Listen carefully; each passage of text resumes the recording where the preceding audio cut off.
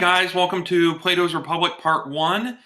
In this video, we're going to be hitting on a brief overview of Plato's Republic, but beginning the overall concept and development of what is justice in Plato's Republic at a glance. So let me get going, present the slideshow here, and we will take off. First, if you haven't read Plato's Republic, you have to go read it. It's very important. Frankly, next to the Bible, it is central to the Western tradition. It's probably one of the few works in the history of the West and in the scope of philosophy, political theory, political science, classical education, society just in general and how you understand it. It all traces back to Plato. And if you don't know Plato, you can think Socrates, Plato, Aristotle, and Alexander the Great. So Socrates taught Plato, Plato taught Aristotle, Aristotle taught Alexander the Great. That is the SPA word. There you go. So Plato's Republic, there's a number of translations out there. It was originally written in Greek, so you need a good translation, and I would recommend The Republic of Plato by Alan Bloom, which is that second image right there. There is a third edition out now of Alan Bloom's, so there's a newer edition than my edition. I've read it in a number of different translations, and they all have their strengths and weaknesses. Again, it may be kind of like picking up the Bible in multiple translations and just picking a certain spot, reading out of it, and seeing which one kind of connects with you the best. Does it make sense? Do the terms make sense? That's the issue with the different translations with Plato's Republic, is they're just going to be translating Greek concepts into English words and phrases in different ways. And so it's helpful to get recommendations on a Greek or on a translation. I recommend Alan Bloom's translation to begin with, and it's just a good place to start with, specifically in the political theory tradition, but also in the classical tradition. Alan Bloom out of the University of Chicago is excellent. In fact, I don't think there's a rival translation for what he's after.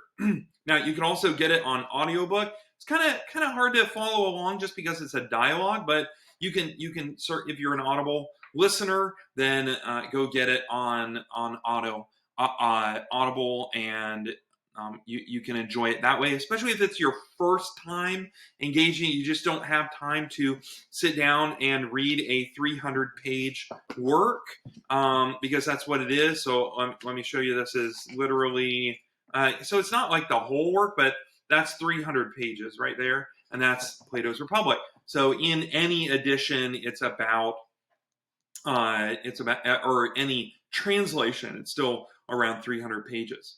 All right, Plato's Republic. This is the first part, obviously, to a broader set of videos that talks about what is justice, and one of the best ways to cultivate what is justice is to talk about Plato's Republic. And my overall contention is that Plato's Republic is understandable, and it's best understood through the overall look of the book, instead of diving into more specific concepts like Plato's allegory of the cave or something like that. Let's talk more. What are the structures in the work, and then getting into what those structures are revealing. That's how we begin to understand what is justice. Again, it's at a glance, so it's very high level, but I think it's one of the more helpful ways of approaching Plato's Republic. All right, let's get going here. Overview of the Republic is 10 books. So basically 10 chapters, 10 books, and then we'll talk about what those are, but just basically 10 chapters. There are two primary themes of Plato's Republic. It is the education of Glaucon. Glaucon is just a person's name in the Republic. It's one of the characters, and his name is Glaucon. He is actually the brother of Plato, and so we're talking kind of the younger citizenry, up and coming citizenry of Athens. Glaucon, and you have another brother named Adamantus, and so these characters, and there's a number of them. There's about 10 different characters in the whole work. I'm just glancing at the beginning here. That's right, yeah. So there's about 10. So Socrates, Plato's teacher, is one of the interlocutors. And then obviously Plato is writing the work. And then the other main character, his name is Thrasymachus. Thrasymachus. So you can get into, and of course, again, using Alan Bloom's notes, which are just in the back of there's a whole 100-page interpretive essay, which is nice to read along. It kind of flows with the text, but you can also look at the footnotes, which get into different points or concepts along the way. So, for example, politeia. So the Greek title of the work is actually politeia. We get the word republic from Cicero's rendition of politeia. So here's Alan Bloom's footnote on page 439. If you have the work, republic is the English equivalent of Cicero's Latin translation of the Greek title politeia. The word does not convey precisely the correct connotation to us, although the great weight of the tradition hinders us from changing the English rendition of the title itself. The word politeia is ultimately derived from polis by way of polites, citizen, as are many of the important political terms in Plato's vocabulary. On the next page, politeia is the single most important political fact and the cause of men's characters and men's ways. So this is interesting, right? We're talking about education. What is good education? What is justice? It is politeia, the republic. It is the way of life. It is the single most important cause of a person's character and ways of life. So that's what we're talking about here. The republic gets at what these ideas are all about. It gets at some of the single most important concepts that we could ever consider in our lives. Thus, it's known as a political work, but I would argue, first and foremost, it is a work on education, which is why it's so important in the classical tradition to read this work and to understand it. You can read, I probably read it, I think I've read it about 6 times so far, and every single time I get into it, I learn something more, and I will be learning it for the rest of my life.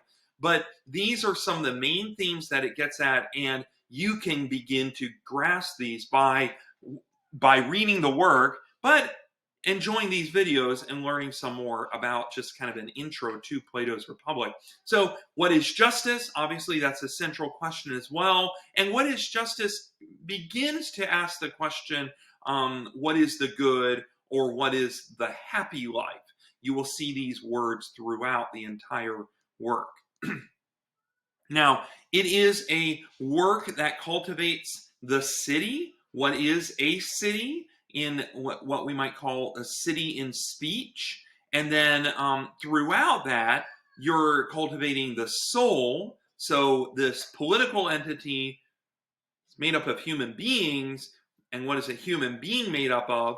They're made up of souls, right? Souls and bodies and a bunch of other things we could talk about. But city and soul is the primary two kind of mirroring imagery throughout the text. And in that, you're beginning to cultivate what is a philosopher. And just note the word, what is the love of wisdom? And then the concept of injustice and its relationship to justice and philosophy and all these other things. So we get regimes and we get education. Regimes and education. And through that, already hit on briefly, but you hit on Socrates, Glaucon and Adeimantus, and Thrasymachus. So these guys are important for these reasons, okay? In book 1, you get the problem of justice. What is the problem of justice? Well, the basic problem is that it typically doesn't pay off to be just or to live a good life. Why? Because the stronger man wins in the end. And that, for Thrasymachus and for the main problem of justice, is the issue. What is justice and why is it worthwhile? Why is it worth pursuing? Because isn't justice just simply the will of the stronger? Isn't it just simply the empire that crushes the world? Isn't it just the bully on the playground who gets his will in the end, or the stronger teacher, or the stronger principal, or the stronger policeman, or the stronger judge, or the stronger president? Isn't it just simply the law of the land? Whatever the law is, that's what justice is. Well, Martin Luther King Jr. would disagree with you, right? And he would disagree with Thrasymachus. And ultimately, in Plato's Republic, you get a fundamental disagreement with Thrasymachus and this presentation of what is justice throughout. Okay. However, you need to know the entire 10 books starts out with presentation of what is justice and the problem of justice, and the whole rest of the 9 books are trying to answer that problem. It's that important. It's that big of a problem. In books 2 through 7, he begins to cultivate aristocracy, and that's done primarily through dialogue with Glaucon. So as in book 1, he's having a dialogue primarily with Thrasymachus. In books 2 through 7, it's primarily a dialogue with Glaucon and Adeimantus. Now, you always want to watch to see who Socrates is talking to, because that means he's educating or cultivating that one person or that one character. Or you step back and you see who is Plato using as his mouthpieces throughout this dialogue. That's one of the more interesting questions you could ever ask in Plato's Republic, is who's talking and why? Why are they talking right now? That's very interesting. Pay attention to that as you listen or watch or read through Plato's Republic. Now, aristocracy is the best regime that Plato is presenting, and all of life that's surrounded and cultivated in that.